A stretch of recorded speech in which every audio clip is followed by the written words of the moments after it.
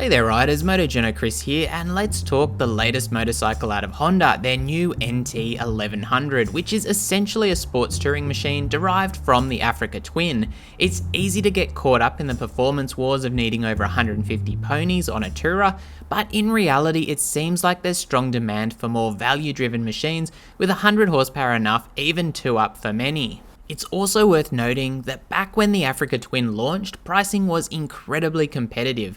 This was back in 2015, but in the US that price was just $13,000 for the base model, or $15,500 here in Australia, jumping to $17,000 for the ABS. Even adding on roads, that was a fair sight under the $20,000 figure, where now the base model in Australia is $22,500 on the road. There's lots of reasons why that's the case, but there's no doubt incredible value launched the Africa Twin to great success, with it remaining to be seen if the NT1100 aims for a similar strategy. Pricing released so far for the NT1100 in the UK is £12,000 or £13,000 for the DCT version, which is about £1,000 cheaper than the equivalent Africa Twins. I haven't been able to find US or Australian pricing in comparison unfortunately, but I think it's safe to say that the new NT1100 will be cheaper than the Africa Twin, if not as competitive as the early 2015 launch price, which was £10,500 for comparison. So what are we getting? Well, a road-going Africa Twin in proper sports touring trim, road-based fairings, cast wheels, more manageable seat height, comfortable looking seats, good wind protection, and a fairly relaxed overall ergonomic. In other words, the winning Africa Twin package for the road, with the tweaks to ensure having its own model is warranted. That starts with the 1084cc parallel twin engine producing 75 kilowatts and 104 newton meters of torque, with characterful 270-degree firing interval, ride-by-wire throttle, and either manual or DCT versions available. The tune is unique to the NT1100 with modified intake duct and muffler internals, and of course Euro 5 compliance. Electronics include 3 default riding modes with 2 custom user modes for 5 in total, alongside Honda's selectable torque control and wheelie control, which are both 3 level. Power and engine braking likewise offer 3 levels. On the DCT model, there's 4 modes offering different AT or automatic shifting characteristics, with 3 levels within the S or Sport setting, and D offering a fuel efficient and more relaxed setting. MT or manual transition mode is for when riders want full control in comparison, and DCT does stand for dual clutch transmission if you're wondering.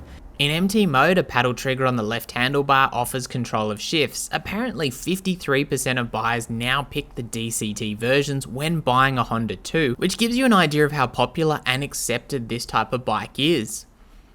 On the chassis side of things, there's a steel semi-double cradle frame and aluminium subframe which comes from the Africa Twin, and Showa provide the suspension with 43mm forks with preload adjustment, while the shock includes external preload adjustment for easy access. Travel at both ends is 150mm.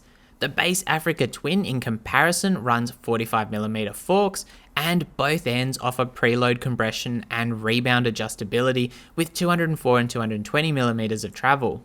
Wheels are cast aluminium too, with a hollow hub and intersecting spokes, which Honda says helps vibrations and offers high rigidity, with both being 17-inch units and running a 120x70 front and 180x55 rear. The wheelbase at 1535mm is also 40mm shorter than the Africa Twin, with 175mm of ground clearance and a relatively low 820mm seat height.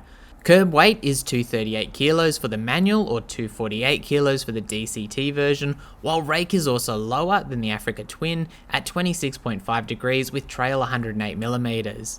The braking setup on the other hand seems unchanged, with 310mm front rotors mated to 4-piston calipers, while the rear 256mm rotor and single piston caliper is also seen, with ABS at both ends, although no mention of the latest craze of cornering functionality. Ensuring the NT1100 is a well-equipped tourer is features like a large 6.5-inch TFT display, which includes Apple CarPlay, Android Auto and Bluetooth, a 5-stage adjustable screen, standard cruise control and heated grips, as well as panniers, which the document suggests will be standard fitment. That's 33 and 32 litres of storage, with the bike only 901mm wide with them fitted, which is only about 150mm wider than something like the little CBR 500R at its widest. Not bad at all. Also standard is full LED lighting with self-cancelling indicators and emergency stop signals, which you can just toggle on, as well as USB socket, centre stand and ACC socket. That centre stand and cruise control are features the new Tiger Sport 660 got hammered for not including online, although to be fair, the NT1100 actually has room to fit a centre stand where the 660 simply doesn't. Cruise control, on the other hand, on anything ride-by-wire equipped, seems an obvious inclusion that shouldn't be overly costly to implement.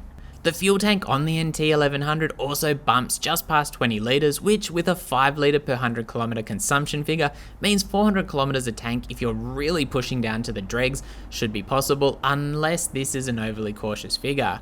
Now, if you want a quick shifter, that is an accessory with 3 accessory packs available. The Urban Pack, which includes a 50 litre top box, comfort backrest and 4.5 litre tank bag. The Touring Pack offers both rider and pillion comfort seats, pillion comfort foot pegs and fog lights, or the Voyager Pack, which basically just offers everything in the Urban and Touring packs, with everything also available separately. Now, as I put this video together, the GSX S1000 GT is listed with a price of $19,090 right away here in Australia, with the Ninja 1000 SX SE set at $19,010, with this segment clearly heating up quite drastically with these new offers.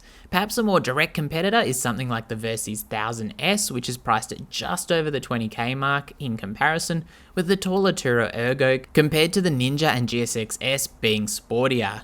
One important point of note for the NT is the panniers being included, and while power is down compared to the GT and Ninja, it's very much in the ballpark compared to the Versys. The NT1100 also looks to address the kind of rider who likes the idea of an Africa Twin but realistically knows there won't be any off-road forays, making that side of the bike a bit redundant but offering a raw road-orientated machine, competitively priced and in a nice move, not trying to pretend to be an adventure machine.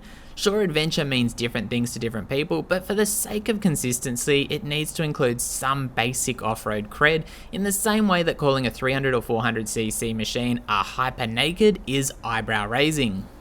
Overall, I like the look, even if the metallic grey, white and black colour options are fairly uninspiring to my mind, but being a younger rider, that might just be me, while the spec sheet ticks all the boxes. Now, where's that smaller capacity Africa Twin Honda? Let me know your thoughts on the new NT1100 in the comments, and as always, stay safe out there and thanks for watching.